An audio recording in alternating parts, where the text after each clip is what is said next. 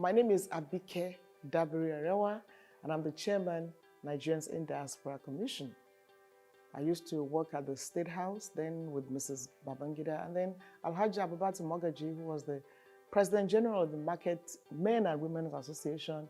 Anytime she comes to Abuja, I was always with her, along with Mrs. Kasumo, late Mrs. Kasumo, who was Ashwaju's sister. She passed on many years back. So when we were with Alhaji Mogaji, Ashwaju will always pop in to see his mother in Abuja, to check out how she's doing. That's how I got to know him first. And first thing for me was his relationship with his mother. Very caring, very dutiful son.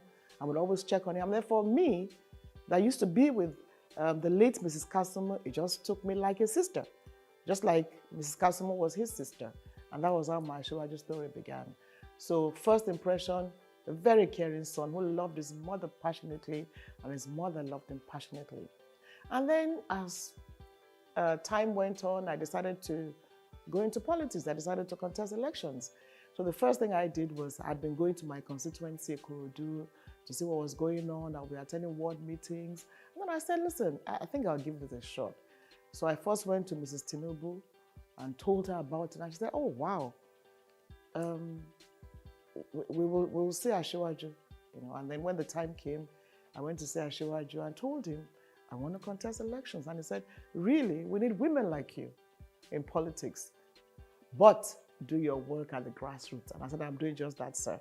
And he gave me all the support, but I didn't take anything for granted. I was always in my constituency, met a lot of people, did all I had to do. And then Ashwaju really, gave me all the support that I needed. Now, when I got into parliament, I was chairman House Committee of Media. Now, I was made the spokesperson of the parliament. That was unusual, right? Very unusual. How can an opposition person be spokesperson of parliament? It was like, how is she going to do it? There were many naysayers. It was like, no, you can't do it. You can't be the spokesperson. You can't be in opposition. But guess what? The very first letter I received came from Ashwaju Bola Ahmed Tinubu, the leader of the party, governor of Lagos State. He wrote me, congratulating me and encouraging me. And he said in that letter that I believe you will do the job well, give it all it takes. So for all other naysayers, it meant nothing. And to God be the glory. I indeed, gave the House some very, very credible image as a chairman House Committee on Media. And then fast forward, even when I became chairman House Committee on Diaspora, Ashwaju, was one of the very early people to encourage those in the diaspora. So I used to seek a lot of advice for him. One thing about Ashwaju, he will always be there to guide you. He's never going to let you fall. If there's something you're not doing quite wrong, is somebody you can talk to, then he encourages conversations and ideas. I recall that we'll sit with Ashwaju, put a lot of things together, and then he's able to, take a few decisions by listening to people around him. So he does a whole lot of that. And then talking about women, we're not too many in parliament, never been many, but at the same time, we had 3 from Lagos State. It only had to be Ashwaju who gave us all the support and backing as women. And then for me, let's face it, Ashwaju has always been somebody you want to see. So you have a whole lot of people waiting to see him. But it gives us that respect as women.